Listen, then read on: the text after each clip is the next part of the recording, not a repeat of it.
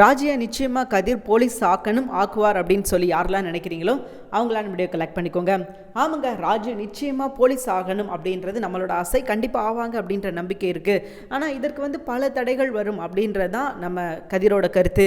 இது முதல் தடை வீட்டுக்குள்ளேருந்து வருது. ஸோ நீ இவ்வளோ தூரம் பயப்படுறியே, அடுத்த தடை வெளியிலேருந்து வரும், சுற்றி இருந்து வரும், உன்னோட ஃப்ரெண்ட்ஸால் வரும், உன்னோட தெரிஞ்சவங்க ரிலேட்டிவ், இப்படி எல்லாராலையும் தடை வந்துக்கிட்டே தான் இருக்கும். இப்படி நீ ஒவ்வொன்றுக்கும் உட்காந்து பதில் சொல்லிக்கிட்டு இருந்த அப்படின்னா நீ என்னைக்கு உன்னோட வாழ்க்கையில் முன்னேற போகிற, நீ என்னைக்கு நீ ஜெயிப்ப அப்படின்ற மாதிரி கதிர் கேட்குறாரு. அவரோட கேள்விக்கு ராஜு கிட்ட பதில் இல்லை.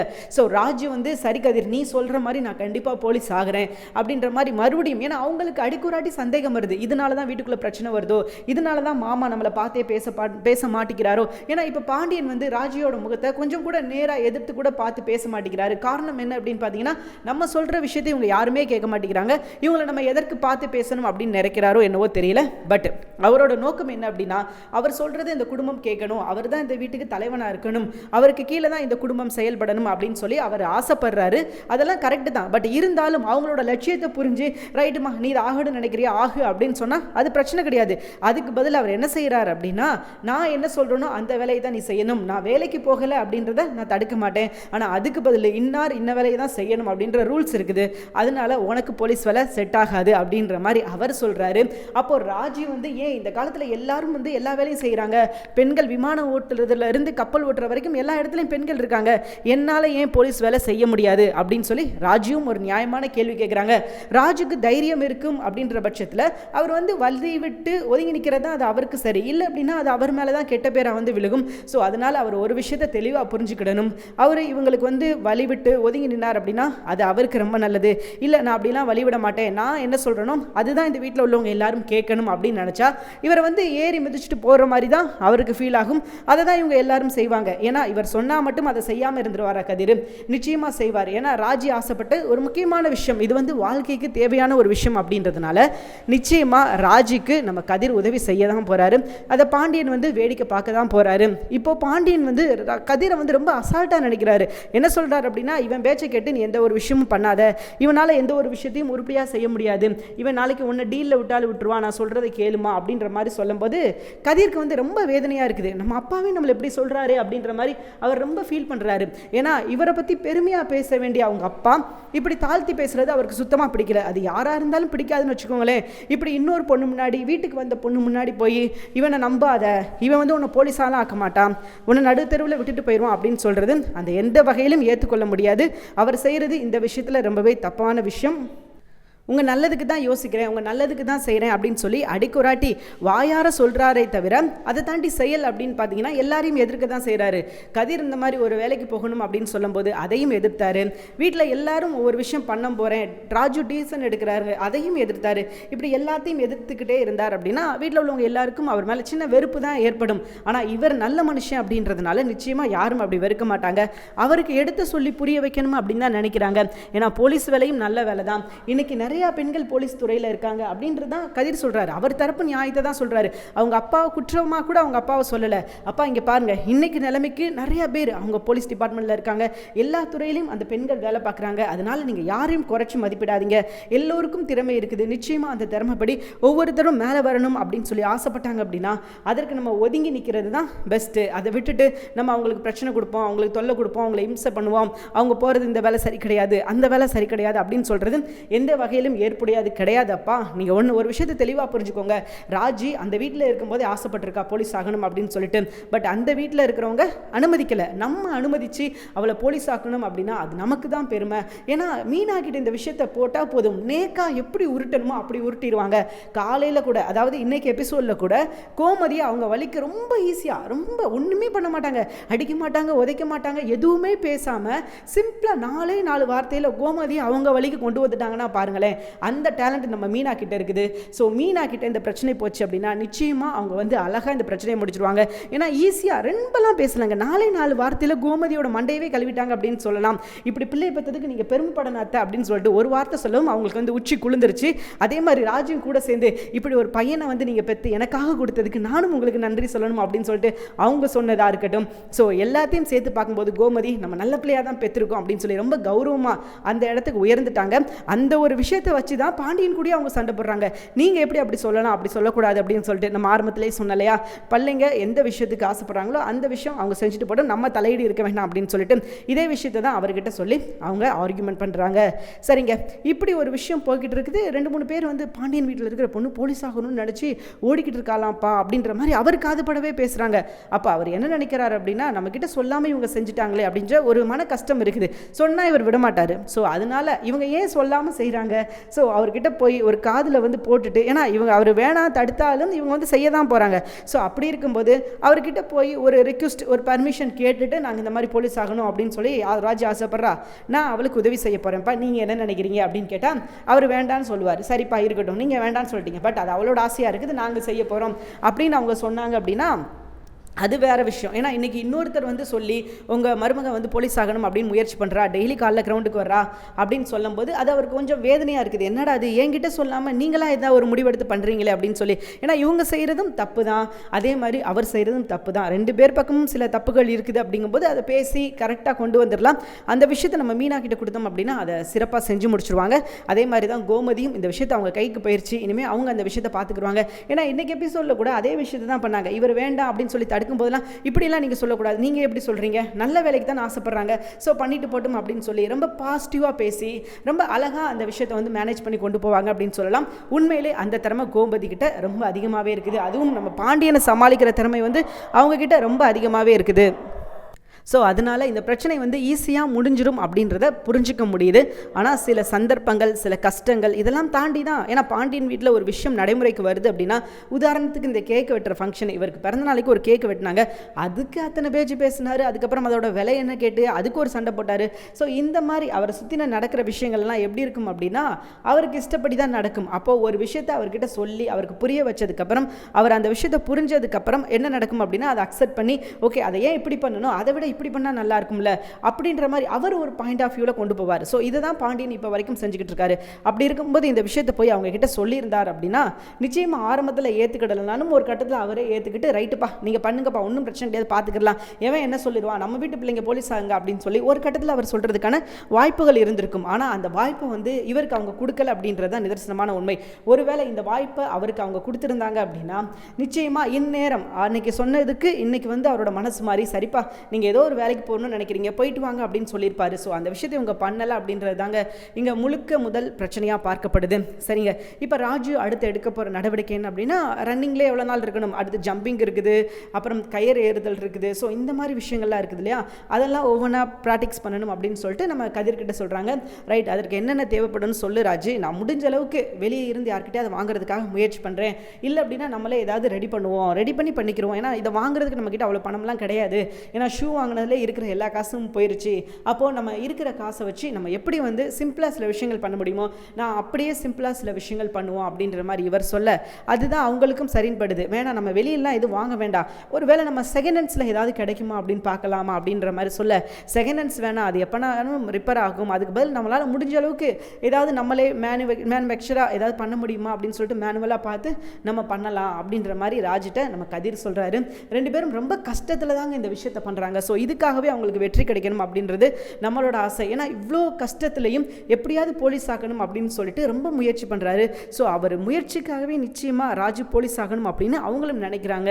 ஏன்னா வீட்டில் வந்து அவங்க பிறந்த வீட்டிலே வந்து இந்த விஷயத்துக்கு வந்து அவங்க அனுமதிக்கலை. போலீஸ்க்கா, உனக்கு எதுக்கு போலீஸ்க்கு, நீ ஸ்போர்ட்ஸில் நல்ல திறமை இருந்தது, நீ நல்லா ஓடுற நல்லா ஆடுற அப்படின்னா உன்னை உடனே போலீஸ் ஆக்கிடுவாங்களா, அதுக்குன்னு சில ரூல்ஸ் இருக்குல்ல, நம்ம வீட்டுக்கு அதெல்லாம் செட் ஆகாது, ஸோ உனக்கு போலீஸ் வேன் அப்படின்ற மாதிரி சொல்லிட்டாங்க. இப்போ பாண்டியன் நம்ம கதிரோட அப்பாவும் அதே விஷயத்தை சொல்லும்போது, நான் வந்து அவளை போலீஸ் ஆக போகிறேன் அப்படின்னு சொல்லி துணிஞ்சு இந்த விஷயத்தை பண்ணுறாரு பார்த்தீங்களா கதிர், இதுக்காகவே போலீஸ் ஆகணும் அப்படின்னு சொல்லி அவங்களும் முடிவெடுத்துட்டாங்க. ஸோ இந்த மாதிரி சுச்சுவேஷன், இந்த மாதிரி சூழ்நிலைகள் அவங்களுக்கு எதிராக நின்னாலும் கதிர் அவங்க கூட சப்போர்ட்டிவாக நிற்கும்போது அவங்களுக்கே ரொம்ப ப்ரௌடாக இருக்குது. நிச்சயமாக கதிர்க்காக நம்ம இந்த விஷயத்தை பண்ணியே ஆகணும் அப்படின்னு சொல்லி அவங்களும் முடிவெடுத்து தான் இந்த விஷயத்தில் இறங்கி அடிக்கிறாங்க. நிச்சயமாக அவங்களோட நல்ல விஷயத்துக்கு, நல்ல மனசுக்கு, நல்ல ஆட்டிடியூடுக்கு அவங்க கண்டிப்பாக ஜெயிப்பாங்க. ஜெயிக்கணும் அப்படின்றது நம்மளோட ஆசை. இது ஒரு பக்கம் இப்படி போய்கிட்டு இருக்க. இன்னொரு பக்கம் பார்த்தீங்கன்னா நம்ம மயிலோட ஃபேமிலி வந்து சம்பவம் செஞ்சுட்டு போயிட்டாங்க அப்படின்னு சொல்லலாம். ஏன் அப்படின்னா அவங்க வந்தாங்க போனாங்க அப்படின்றது அவங்களுக்கு நல்லது. ஆனால் அதை விட்டுட்டு அவங்க வந்தோடனே எங்கள் வீட்டில் இருந்து மட்டும்தானே நேரம் சீர்வரிசனாக வந்திருக்கும், மற்ற 2 மருமகள் வந்து ஓடி வந்தவங்க தானே. நல்லா கேளுங்க, இவங்களை பற்றின விஷயங்கள், இவங்களை பற்றின அயோக்கியத்தனங்கள் எல்லாமே நம்ம மீனாவுக்கும் தெரியும், ராஜிக்கும் தெரியும். அவ்வளோ தூரம் தெரிஞ்சும் இவங்க வந்து எந்த ஒரு விஷயத்தையும் சொல்லாமல் மறைச்சி நல்லபடியாக வச்சிருக்கிறாங்க அப்படின்னா அதுக்கு அவங்க காலில் விழுந்து வணங்கணும். அதை தான் அவங்க பேரண்ட்ஸ் பண்ணியிருக்கணும், மயிலோட பேரண்ட்ஸ். ஆனால் அதுக்கு பதில் அவங்க என்ன பண்ணுறாங்க அப்படின்னா இங்கே வந்து இவங்க 2 பேர்த்தையும் தாழ்த்தி பேசுகிறாங்க. நாங்கள் தான் உயர்ந்தவங்க, நாங்கள் தான் செய்முறை செய்கிறோம், நாங்கள் தான் வந்து கரெக்டாக இருக்கோம், மற்ற 2 பெண் வீட்லையும் கரெக்டாக இல்லை அப்படின்ற மாதிரி ரொம்ப தாழ்த்தி பேச ஆரம்பிக்கிறாங்க. ஸோ இது நிச்சயமாக அது பாண்டியனுக்காக இருந்தாலும் சரி, அண்டு கோமதியாக இருந்தாலும் சரி, மீனா, ராஜி, இவங்க எல்லாத்துக்கும் ஒரு சின்ன நெருடலை ஏற்படுத்துது. அவங்க வீட்டில் அவங்க அம்மா பேச போய் தானே இப்படி ஒரு விஷயங்கள் பண்ணுறாங்க, நம்மளை வந்து இரிட்டேட் பண்ணுறாங்க. ஏன்னா இரிட்டேட் பண்ணுற மாதிரி தான் அவங்க பண்ணுறாங்க. ஆல்ரெடி அவங்க மூஞ்ச பார்த்தாலே இரிட்டேட்டிங்காக தான் இருக்குன்னு வச்சுக்கோங்களேன். அவங்க பண்ணுறது அதை விட இரிட்டேட்டிங், டூ மச் இரிட்டேட்டிங்காக இருக்கும். ஸோ அதே விஷயத்தை தான் அவங்க ரிப்பீட்டடாக இங்கே வந்தும் பண்ணுறாங்க. இவங்க பண்ணுறது மட்டும் கிடையாதுங்க, கூட இருக்கிற எல்லாத்தையும் வந்து நீ என்ன பண்ணிடுவ, நீ ஜஸ்ட் ஒன்று லைக் தட், நீ போ, நீ எல்லாம் ஒரு ஆளே கிடையாது அப்படின்ற மாதிரி பேசிக்கிட்டு இருக்காங்க. ஆனால் அவங்க நினச்சாங்க அப்படின்னா ஒரு நிமிஷத்தில் மயிலோட வாழ்க்கையை இல்லாமல் ஆக்கிட்டு போய்கிட்டே இருந்திருக்கலாம். ஆனால் அதை அவங்க செய்யலை. அதுக்கு பதில் அவங்க ரொம்ப பொறுமையாக போகிறாங்க. நீங்கள் பண்ணுங்கள், நீங்கள் எவ்வளோ தூரம் பண்ணுவீங்களோ பண்ணுங்கள், நாங்கள் பார்த்து பொறுமையாக இருந்துக்கிறோம் அப்படின்ற மாதிரி தான் அவங்க சொல்லிக்கிட்டு இருக்காங்க. அவங்க நினச்சிருந்தாங்கன்னா எப்போவோ இவங்களோட வாழ்க்கையை முடிச்சுட்டு போயிருக்கலாம். என்ன உண்மையை சொல்கிறதுக்கு ரொம்ப நிமிஷங்கள் ஆகாது. ஒரு நிமிஷம், மாமா இவங்க கொடுத்தல பாதி நகை போலிதான் மாமா அப்படின்னு ஒரு வார்த்தை சொன்னால் போதும், மயிலோட வாழ்க்கை அந்த இடத்துல தான் இப்போ ஆடிக்கிட்டு இருக்குது. ஆனால் அதெல்லாம் தாண்டி இவங்க இப்படி பேசுகிறாங்க அப்படிங்கும்போது அவங்க பொறுமையாக இருக்காங்க அப்படின்னா அதற்கு முதல் காரணம் மயில் தான். ஸோ மயிலும் அவங்கள தடுக்கிறாங்க. எப்பா தயவு செஞ்சு வாய முடிக்கிட்டீங்க, நீங்கள் இந்த விஷயத்தில் தலையிடாதீங்க அப்படின்ற மாதிரி அவங்க சொல்கிறாங்க. ஆனால் இருந்தாலும் அவங்க வந்து கேட்கல, நான் உண்மையை தானே சொன்னேன் அப்படின்ற மாதிரிலாம் சொல்கிறாங்க. அதே மாதிரி இவங்க உண்மையை சொன்னால் என்ன நடக்கும் தெரியுமா அப்படின்ற மாதிரி மயில் கேட்க ஒரு நிமிஷம் அவங்க அம்மா அப்படியே ஆடி போயிட்டாங்க அப்படின்னு சொல்லலாம். ரைட்டு, இதுக்கப்புறம் பேசணும் அப்படின்னா நம்ம மகளே நமக்கு எதிராக திரும்பிடுவா. ஏன்னா இவ்வளோ நாள் வந்து அவங்க என்ன நினச்சிக்கிட்டு இருக்காங்க, நம்ம சொல்லிக் கொடுக்குற விஷயத்தை தான் மயில் வந்து இங்கே நடைமுறைப்படுத்திக்கிட்டு இருக்கா, வீட்டையே கட்டுப்பாட்டில் எடுக்கலாம் அப்படின்னு முயற்சி பண்ணிட்டு இருக்கா அப்படின்னு நினச்சிக்கிட்டு இருக்காங்க. ஆனால் மயில் வந்து இவங்க கூட க்ளோஸ் ஆகிட்டாங்க. இதுக்கப்புறம் அவங்க அம்மா சொல்கிற விஷயத்தை அவங்க கேட்க போகிறது கிடையாது. அவங்க அம்மா என்ன சொன்னாலும் அது வேஸ்ட்டு, உன்னால் முடிஞ்சதை பார்த்துக்கோமா, எனக்கு தெரிஞ்ச விஷயத்தை நான் பார்த்துக்கிறேன், நான் என்ன பண்ணணும்னு எனக்கு தெரியும் அப்படின்ற ஒரு ஸ்டேஜுக்கு மயிலை வந்து அவங்களே தள்ளி விட்டுருவாங்க. மயில் கூடிய சீக்கிரமே அப்படி போயிடுவாங்க. உங்களால் முடிஞ்சதை நீங்கள் பார்த்துக்கோங்க, என்னால் முடிஞ்சதை நான் பார்த்துக்கிறேன், என் விஷயத்தில் நீங்கள் தலையிடாதீங்க அப்படின்னு சொல்லி மயில் வந்து அடுத்த கட்டத்துக்கு அவங்க போனாலும் ஆச்சரியப்படுறது கிடையாது. ஆனால் இப்போதைக்கு அவங்க போக மாட்டாங்க. அவங்க அம்மா பேசுகிற விஷயங்களே வச்சு அவங்க போயிடுவாங்க போல, அந்த அளவுக்கு தான் அவங்க அம்மா பேசிக்கிட்டு இருக்காங்க. ஸோ ஒரு விஷயத்த மயிலோட அம்மா அப்பா தெரிஞ்சுக்கிறணும், மயில் வந்து எவ்வளோ நல்லவங்க தான், ஆனால் இவங்க தான் அவங்கள மேனிப்புலேட் பண்ணி நீங்கள் இப்படி இருக்கணும், நீ இப்படி தான் இந்த குடும்பத்தை கட்டுப்படுத்தணும், அந்த குடும்பத்தை உன் கையில் அண்டர்ஸ்டேக்கர் பண்ணணும், ஸோ நீ தான் இந்த விஷயத்தை எல்லாத்தையும் நடைமுறைப்படுத்தணும், நீ தான் அந்த வீட்டுக்கு மூத்த மருமகள், நீ தான் சொல்லிட்டு அவங்க மண்டைக்குள்ளே ஏற்றி அவங்களையும் டென்ஷன் ஆக்கி இருக்கிற எல்லாரையும் டென்ஷன் ஆக்கி ஸோ நிறையா தப்பான விஷயங்கள் அவங்களுக்கு போதிச்சுக்கிட்டு இருக்காங்க. மயில் இதுக்கப்புறமாவது அந்த விஷயத்துலேருந்து வெளியே வந்து இவங்களை பற்றின எல்லா விஷயத்தையும் புரிஞ்சுக்கிறணும். ஏன்னா மீனாவாக இருக்கட்டும், ராஜுவாக இருக்கட்டும், மயிலுக்கு நல்ல விஷயம் தான் பண்ணிக்கிட்டு இருக்காங்க. அந்த விஷயத்தை மட்டும் அவங்க புரிஞ்சுக்கிட்டாங்கன்னா போதும். ஸோ உண்மையிலே அவங்களோட லைஃப் செம்மையாக இருக்கும் அப்படின்னு சொல்லலாம். ஸோ இப்போ இந்த 3 மருமகளும் ஒருத்தருக்கு ஒருத்தர் சலைச்சவங்க இல்லை அப்படின்ற மாதிரி நல்லா ஒற்றுமையாக தான் இருக்கிறாங்க. கோமதியும் அவங்கக்கிட்ட பெருசாலாம் வந்து நீ அப்படி பண்ணணும், நீ அப்படி பண்ணணும் அப்படின்னு சொல்லிட்டு எதுவுமே சொல்ல போகிறது கிடையாது. அவங்களும் ரொம்ப பாசிட்டிவாக, ரொம்ப நாலேஜ் படி அவங்களும் ஓரளவுக்கு நல்லா நீட்டாக தான் நடந்துக்கிறாங்கன்னு வச்சுக்கோங்களேன். வெறுக்கிற மாதிரி எந்த ஒரு விஷயமும் பண்ணலை, அந்த அளவுக்கு இவங்க நடந்துக்கிறல அப்படின்றது தான் நிதர்சனமான உண்மை. இதுக்கப்புறமும் அந்த மாதிரி நடக்க மாட்டாங்கன்னு வச்சுக்கோங்களேன். ஆனால் இருந்தாலும் சில சந்தர்ப்ப சூழ்நிலைகள் அப்படி வரும். அதை வந்தும் அவங்க வந்து ஒற்றுமையாக இருக்கும்போது தான் இவங்களோட ரிலேஷன்ஷிப் இன்றைக்கி ரொம்ப பெருகும் அப்படின்னு சொல்லலாம். ஸோ அடுத்து ஒரு முக்கியமான விஷயம் அப்படின்னா ஏற்கனவே நமக்கு தெரிஞ்ச விஷயம்தான், சக்திவேலோட பையன் குமார், இவங்க 2 பேரும் சேர்ந்து ஒரு அதிரடி பிளானை போடுறாங்க. என்ன பிளான் அப்படின்னா நம்ம குடும்பத்துக்கு எப்படி பாண்டியனால் அசிங்கம் வந்ததோ அதே மாதிரி ஸோ இப்போ பாண்டியன் குடும்பத்துக்கு நம்மளால் ஒரு அசிங்கம் ஏற்படணும் அப்படின்னு சொல்லிட்டு அதற்காக என்ன பிளான் அப்படின்னா பாண்டியனோட பொண்ணு உங்களுக்கே தெரியுமா அரசு எப்படியாவது நீ கல்யாணம் பண்ணிக்கிட்ட அப்படின்னா நம்ம இந்த விஷயத்தை பண்ணிடலாம் அப்படின்னு சொல்லி அவங்க அப்பன் கொடுத்த ஐடியாவில் நம்ம குமாரும் போய் சில பல சண்டெல்லாம் பண்ணாப்புல அது எதுவுமே அவருக்கு ஒர்க் அவுட் ஆகலை. அதில் எல்லாத்தையும் மொக்க வாங்கிட்டாரு. ரைட்டு, இதுக்கப்புறம் நம்ம சண்டு பண்ணால் நமக்கு வந்து ஒர்க் அவுட் ஆக மாட்டேங்குது, நம்ம ஃபெயிலாக போயிடுறோம், அதை தவிர்த்துட்டு நம்ம வேறு ஏதாவது ட்ரை பண்ணுவோம், வித்தியாசமாக ஏதாவது ஊதுவோம் அப்படின்னு சொல்லிட்டு இவர் என்ன பண்ணுறாரு அப்படின்னா நேரடியாக போய் அந்த பொண்ணுக்கிட்டே அரசிக்கிட்டே பேசுகிறாரு. என்ன பேசுகிறாரு அப்படின்னா அவங்க வர்ற வண்டி, காலேஜுக்கு போகிற வண்டி பார்த்திங்கன்னா ரொம்ப டிலே ஆகுது, இன்னும் வரல அப்படின்னு சொல்லிட்டு அங்கே பஸ் ஸ்டாண்டில் இருக்கிற எல்லாரும் பேசிக்கிட்டு இருக்க இவங்களுக்கு எக்ஸாம், ஸோ சீக்கிரமே போய் ஆகணும், என்ன பண்ணுறதுன்னு தெரியாமல் முழிச்சுக்கிட்டு இருக்காங்க. அப்போ நம்ம ஹீரோ அதாவது அதாவது குமார், இந்த கதையில் குமார் தாங்க ஹீரோ. அவர் என்ன பண்ணுறாரு அப்படின்னா வர்றாரு. எல்லாரும் அங்கே பஸ் ஸ்டாண்டில் நின்று பேசிக்கிட்டு இருக்கும்போது அரசியும் அதே இடத்துல இருக்காங்க. அப்போ அரசியை பார்த்து, ஏன் இங்கே வெயிட் பண்ணிக்கிட்டு இருக்கீங்க, நீங்கள் போகலாம்ல எப்படியாவது அப்படின்ற மாதிரி சொல்ல, ஏன் பஸ் வரும்ல, எனக்கு தெரியும் நான் போய்க்கிருவேன் அப்படின்ற மாதிரி நம்ம அரசு சொல்கிறாங்க. இல்லைங்க, பஸ்ஸு வந்து 2 பஸ் ஸ்டாப்புக்கு முன்னாடி அது வந்து பிரேக் டவுன் ஆயிடுச்சு. ஸோ வர்றதுக்கு சாத்தியம் இல்லை, நீங்கள் வர்றதுக்குள்ளே நீங்கள் காலேஜுக்கே போயிடலாம். அதனால் நான் சொல்கிறது கேளுங்க, என் கூட வாங்க, நான் உங்களை கொண்டு போய் விட்டுறேன் அப்படின்ற மாதிரி இவர் சொல்ல, அப்போ அரசு இருந்துக்கிட்டு, ஆகப்பா இதெல்லாம் நமக்கு செட்டே ஆகாது, நீங்கள் போங்க உங்கள் வேலையை பாருங்கள், எனக்கு தெரியும் பஸ் வந்ததுக்கப்புறம் நான் போய்க்கிருவேன் அப்படின்ற மாதிரி அவங்க சொல்ல, எங்கள் சொன்னால் கேளுங்க, பஸ் இப்போதைக்கு வராது அப்படின்ற மாதிரி இவர் சொல்ல, அவங்களுக்கும் இல்லை நம்ம குடும்பத்தில் இருக்கிற பிரச்சனை என்ன ஏதுன்னு உங்களுக்கே தெரியும், ரொம்ப சண்டை போய்கிட்டு இருக்குது, இதுக்கடையில் நம்மளும் இப்படி ஒரு விஷயம் பண்ணோம் அப்படின்னா அது தனி சண்டையாக போய்கிட்டு இருக்கோம், அதனால் உங்கள் வேலையை நீங்கள் பாருங்கள், நான் என்னோட வேலையை நான் பார்த்துக்கிறேன் அப்படின்ற மாதிரி இவங்க சொல்ல, ஸோ அவருக்கும் வந்து சரி போவோம், சரி நான் வரேன் அப்படின்னு சொல்லிட்டு கிளம்பிட்டாரு. அப்போது கிளம்புறதுக்கு முன்னாடி ஒரு விஷயத்த சொல்கிறாரு. என்ன சொல்கிறாரு அப்படின்னா, இங்கே பாரு அரசி, நம்ம குடும்பம் இவ்வளோ சண்டை போட்டுக்கிட்டு இருக்குது அப்படின்றது உனக்கு நல்லாவே தெரியும். ஆனால் நம்ம குடும்பம் அப்படி சண்டை போட வேண்டிய குடும்பமே கிடையாது. நம்ம குடும்பம் ஒற்றுமையாக இருக்க வேண்டிய குடும்பம். நம்ம ஒரு ஒற்றுமையாக இருக்கணும். ஆனால் நம்ம இது வந்து நம்ம இவ்வளோ தூரம் பிரிஞ்சிருக்கவே கூடாது அப்படின்ற மாதிரி சில அட்வைஸ் எல்லாம் போட்டுட்டு, அதுக்கு நான் என்ன பண்ணணும்னு நினைக்கிறீங்க அப்படின்ற மாதிரி அந்த பொண்ணு கேட்க, ஒன்றும் இல்லை, நல்லா யோசிச்சு பாரு, நம்ம ஒற்றுமையாக இருந்தோம் அப்படின்னா நம்ம குடும்பம் எவ்வளோ பலமாக இருக்கும், எவ்வளோ ஸ்ட்ராங்காக இருக்கும். சரி இப்போ என்ன சொல்ல வர்றீங்க, அதனால் நம்ம 2 பேரும் கல்யாணம் பண்ணிக்கிறோமா, நம்ம 2 பேரும் கல்யாணம் பண்ணிக்கிட்டா எதுக்கு இவ்வளோ அடிதடி சண்டை பிரச்சனை எதுவுமே இருக்காது, நம்ம குடும்பமே ஒற்றுமையாக இருக்கலாம், சந்தோஷமாக இருக்கலாம், ஒரு பெரிய ஜாயிண்ட் ஃபேமிலியாக, இந்த வீட்டில் ஆட்கள் அந்த வீட்டுக்கு போகிறது என்ன, அந்த வீட்டு ஆட்கள் இந்த வீட்டுக்கு வர்றது என்ன, ஸோ எல்லாமே கலகலப்பாக இருக்கும், இந்த ஊர்லேயே சந்தோஷமான குடும்பம் பெரிய குடும்பம் அப்படின்னா அது நம்மளோட குடும்பம் தான் அப்படின்னு சொல்லி இப்போ சென்டிமெண்ட்டாக முதல்ல 2-3 சண்டு பண்ணாப்புல, போய் அந்த பொண்ணை காப்பாற்றுற மாதிரி காப்பாற்றுவேன், நீங்களாம் அடிக்கணும் அப்படின்லாம் சொன்னாப்புல, அதெல்லாம் எதுவும் ஒர்க் அவுட் ஆகலைன்னொன்னே இப்படி இறங்கிட்டாப்புல தலைவர். ஸோ புதுசாக ஏதோ பிளான் போடுற மாதிரி மொக்க பிளானை போட்டிருக்காப்புல. இது அரசிக்கிட்ட எடுப்படுமா, அரசி எடுக்க போகிற முடிவு என்ன, ஒருவேளை அரசி வந்து இவர் சொல்கிறது சரிதான், நம்ம குடும்பத்துக்குள்ளே பிரச்சனையாக இருக்குது, இந்த பிரச்சனை வந்து நமக்கு வேணாம், அம்மா பாவம் அப்பத்தா பாவம் இவங்க எல்லாரும் நமக்கு வந்து வேணும், நம்ம வந்து ஒற்றுமையாக இருக்கணும் அப்படின்னு சொல்லி நம்ம அரசி ஏதாவது தப்பான ஒரு முடிவெடுத்து அவன் கூட போய், நான் உன்னை லவ் பண்ணுறேன், நம்ம கல்யாணம் பண்ணிக்கிறோம், நம்ம கல்யாணம் பண்ணிக்கிட்டோம் அப்படின்னா நம்ம குடும்பம் ஒற்றுமையாக இருக்கும் அப்படின்றத அவன் சொல்கிற விஷயத்த உண்மை நம்பி அவங்க அவனோட வலையில் விழுந்துட்டாங்கன்னா போதும், இதுதான் சாக்குன்னு ஒட்டுமொத்த குடும்பத்தையும் கவுத்துறதுக்கான எல்லா வேலையும் அவன் பார்ப்பான். அவனோட நோக்கமே அதுவாக தான் இருக்குது. எப்படியாவது இந்த குடும்பத்தை வந்து நம்ம கண்ட்ரோலில் எடுத்துக்கிறணும், இவங்க எல்லாத்தையும் அசிங்கப்படுத்தணும், முக்கியமாக பாண்டியனை அசிங்கப்படுத்தணும். பாண்டியன் வந்து ரொம்ப ஓவராக ஆடிக்கிட்டு இருக்கான், அவன் வந்து நம்ம குடும்பத்துக்கு பெரிய பிரச்சனையாக இருக்கிறான், தலைவலியாக இருக்கிறான், அப்பாவுக்கும் சரி பெரியப்பாவுக்கும் சரி ரொம்ப டார்ச்சர் பண்ணுறான். இப்படி நம்ம ஒரு விஷயத்தை பண்ணிட்டோம் அப்படின்னா அவன் வந்து சப்த நாடியும் அடங்கிடும், இதுக்கப்புறம் அவன் ஆடணும் அப்படின்னு சொல்லி யோசிக்க கூட மாட்டான் அப்படின்ற மாதிரி தான் அப்படி கேவலமான ஒரு பிளான், அதுவும் ஒரு குப்பையான ஒரு பிளான். இதெல்லாம் எந்த வகையில் நியாயம்? உன்னை ஆம்பளையாக இருந்தால் நேருக்கு நேர் மோதணும், சரி இதில் ஆம்பளை பொம்பளைலாம் கிடையாது, உனக்கு உண்மையிலே தைரியம் இருந்தால் அதை வச்சுக்கோங்களேன், உனக்கு உண்மையிலே தைரியம் இருந்தால் நீ நேரடியாக மோதணும். ஸோ தைரியம் இல்லாத ஒரு கோலை தேர்ந்தெடுக்கிற வழி அங்கே இருக்கிற பெண்களை கரெக்ட் பண்ணி அவங்க மூலியமாக வந்து பாண்டியனுக்கு அசிங்கத்தை ஏற்படுத்திடலாம் அப்படின்னு சொல்லி நினைக்கிறாரு. இது எந்த வகையில் சாத்தியம், இது நடக்குமா அப்படின்னு தெரியல, பட் நடக்கக்கூடாது அப்படின்றது நம்மளோட ஆசை. இன்னொரு பக்கம் பார்த்தீங்கன்னா பழனி பாவங்க, அவர் பாவம் இருக்கிற வேலையை செஞ்சுட்டு அவர் பாட்டுக்கு தான் உண்டு தான் வேலை உண்டுன்னு இருக்காரு. நாளைக்கு அரசியல் மேபி இவங்க பிரச்சனை பண்ணி இந்த மாதிரி அசிங்கப்பட்டு ஏதோ சம்திங் நடந்தால் கூட பழனி வந்து நான் வந்து கல்யாணம் பண்ணிக்கிறேன் அப்படின்னு சொல்லிட்டு அரசியை ஸோ கல்யாணம் பண்ணிக்கிறதுக்கான வாய்ப்பு இருக்குது. வெளியே போய் அந்த பொண்ணுக்கு பொண்ணு தேடுறதை விட, பழனிக்கு வெளியே போய் மாப்பிள்ளை பொண்ணு தேடுறதை விட அரசியவே கல்யாணம் பண்ணி வைக்கலாம், ஏன்னா முறை பொண்ணு தானே.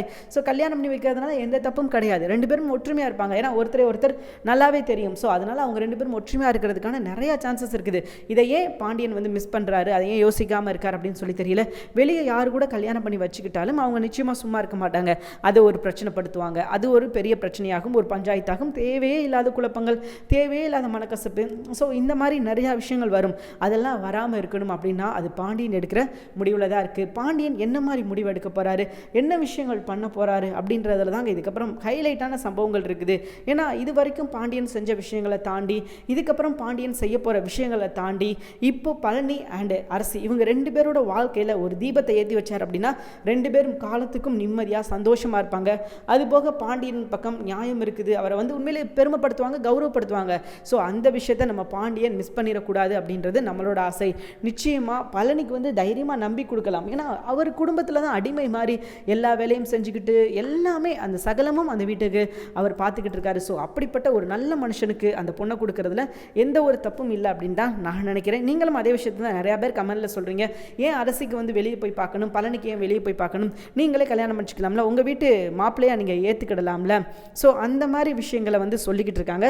ஸோ நிச்சயமாக பார்த்தீங்கன்னா அந்த விஷயம் நடக்கணும் அப்படின்றது நம்மளோட ஆசை, கனவு, லட்சியமாக இருக்குது. கண்டிப்பாக கல்யாணம் நடந்துச்சு அப்படின்னா ரொம்பவே நல்லாயிருக்கும். சரிங்க, இது ஒரு பக்கம் இருக்க. இனி அடுத்து இந்த விஷயத்தை போய் யார்கிட்ட சொல்கிறான் அப்படின்னா குமார் அவங்க அப்பா கிட்ட போய் சொல்கிறான். அப்பா இன்றைக்கி நான் ஒரு நல்ல சம்பவம் பண்ணேன்ப்பா அப்படின்ற மாதிரி சொல்ல, என்னடா மவனே அப்படி என்னடா சம்பவம் பண்ண அப்படின்னு அவன் கேட்க, அரசி மனசில் நான் லைட்டாக தூண்டியில் போட்டு விட்டுருக்கேன்ப்பா, கூடிய சீக்கிரமே அரசி என் பக்கம் வந்துடுவா, அதுக்கப்புறம் நம்ம நீங்கள் ஆசைப்பட்ட மாதிரி பாண்டியனை அசிங்கப்படுத்திடலாம் அப்படின்ற மாதிரி சொல்ல, அப்படி என்னடா மவனே பண்ண அப்படின்ற மாதிரி இந்த அயோக்கிய பையன் கேட்க, ஆமாப்பா நான் அரசிக்கிட்ட போய் நம்ம கல்யாணம் பண்ணிக்கிறோமா அப்படின்னு நான் கேட்டேன். இந்த கேள்விக்கு அவள் வீட்டில் போய் சொன்னால் அது பிரச்சனை வந்துச்சு அப்படின்னா ஸோ நம்ம வேறு ஒரு ஆக்ஷன் எடுப்போம், வேறு ஒரு முடிவு எடுப்போம், சம்திங் சும்மா கேட்டேன் அப்படின்னு சொல்லி ஏதோ உலட்டி விட்டுருவோம். அப்படி அந்த விஷயத்தை வந்து அவள் வீட்டில் போய் சொல்லலை அப்படின்னா நிச்சயமாக அதில் அவளுக்கு சம்மதம் இருக்குது, அதில் உடன்பாடு இருக்குன்னு அர்த்தம். ஒருவேளை அவள் சொல்லிட்டா அப்படின்னா நம்ம அடுத்த விஷயத்தான் அடுத்த வழியை பார்க்கலாம், இல்லை அப்படின்னா பிரச்சனையாயிரும் அப்படின்ற மாதிரி சொல்ல, ஏண்டா லூசு மாதிரி பண்ணுற, அவளை முதல்ல உன் பக்கம் விழ வைக்கணும்டா, அதுக்கப்புறம் தான் நீ இந்த விஷயத்தெல்லாம் பேசணும், எடுத்தவனே எவனாவது இப்போ இப்படி பேசுவான், இல்லைடா முட்டாப்பையிலே அப்படின்ற மாதிரி ஆரம்பத்தில் அவன் வைறான். சரி, நீ சொன்னதும் சரியாக தான் படுது, முதல்ல இந்த விஷயத்த அவள் வீட்டில் எல்லாத்தையும் பேசுகிறாளா இல்லை எல்லாருக்கிட்டையும் சொல்கிறாளா அப்படின்னு சொல்லி பார்ப்போம். ஒருவேளை அப்படி சொல்லிட்டா வர்ற பிரச்சனையை வந்து சமாளிச்சிடலாம், முறப்பண்ண தானே கேட்டிருக்கா அப்படின்னு சொல்லி சம்திங் சொல்லி சமாளிச்சிடலாம். இல்லை அப்படின்னா பிரச்சனை தான் ஆகுது அப்படின்னா பரவாயில்லடா, வர்ற பிரச்சனையை பார்த்துக்கலாம், என்ன தான் பண்ணிடுவாங்க அப்படின்றத நம்ம பார்த்துக்கலாம் அப்படின்னு ரெண்டு முட்டா பயல்களும் சேர்ந்து இப்படி ஒரு கேவலமான பிளான் போட்டிருக்காங்க. நிச்சயமாக இந்த பிளான் நடக்கக்கூடாது அப்படின்றது நம்மளோட ஆசை, நடக்காது அப்படின்ற நம்பிக்கை இருக்குது. ஸோ எது எப்படிங்க இப்போ வரைக்கும் எபிசோட் ரொம்ப நல்லாவே போய்கிட்டு இருக்குது. அண்ட் இதுக்கப்புறம் நல்லா போகணும் அப்படின்றது நம்மளோட ஆசை. இனி அடுத்தடுத்து இவங்க எடுத்து வைக்கிற ஒவ்வொரு அடியும் இவங்களுக்கு அடியாதான் விழுகணும் அப்படின்றது நம்மளோட ஆசை. ஆனால் சில விஷயங்கள் பார்த்தீங்கன்னா இவங்களுக்கு எதிராக தான் நடந்துகிட்டு இருக்குது. அப்படி இருந்தும் இவங்க திருந்த மாட்டேங்கிறாங்க. முத்துவேலுக்கு வந்து இந்த மாதிரி விஷயத்தில் உடன்பாடு பெருசாக இருக்காது அப்படின்னாலும் இவங்க பண்ணுற விஷயத்தை அவர் கேட்கவும் மாட்டேங்கிறாரு. என்னமோ பண்ணிட்டு போங்கடா, ஆளை விடுங்கடா அப்படின்ற மாதிரி தான் அவர் இருக்காரு. ஸோ அந்த மாதிரி இல்லாமல் இவங்க பண்ணுறது தப்புனா தப்பு, என்ன தப்பு எது தப்பு அப்படின்றத கேட்டாங்க அப்படின்னா நிச்சயமாக கொஞ்சம் அடங்குவாங்க. இல்லை நீங்கள் வந்து கேட்கல அப்படின்னா அவங்க மேலும் அந்த விஷயத்தை தப்பா அப்படின்னு தெரிஞ்சும் பண்ணிக்கிட்டே தான் இருப்பாங்க. ஸோ இவங்க எல்லாருக்கும் ஒரு கடிவாளம் நீங்கள் போடணும் அப்படின்றது நம்மளோட ஆசை. ஸோ இதுக்கப்புறம் எபிசோட் இப்படி தாங்க போகுது. தேங்க்யூ ஃபார் வாட்சிங். நிச்சயமாக இந்த வீடியோ உங்களுக்கு பிடிச்சிருக்கும் அப்படின்னு சொல்லி நான் நம்புறேன். இந்த வீடியோ உங்களுக்கு பிடிச்சிருந்துச்சு அப்படின்னா மறக்காம லைக் பண்ணிக்கோங்க. நம்ம சேனலை நீங்கள் இன்னும் சப்ஸ்கிரைப் பண்ணலையா, மறக்காம சப்ஸ்கிரைப் பண்ணுங்கள். கூடவே பக்கத்தில் இருக்கிற பெல் ஐகானை கிளிக் பண்ணிக்கோங்க. தேங்க்யூ.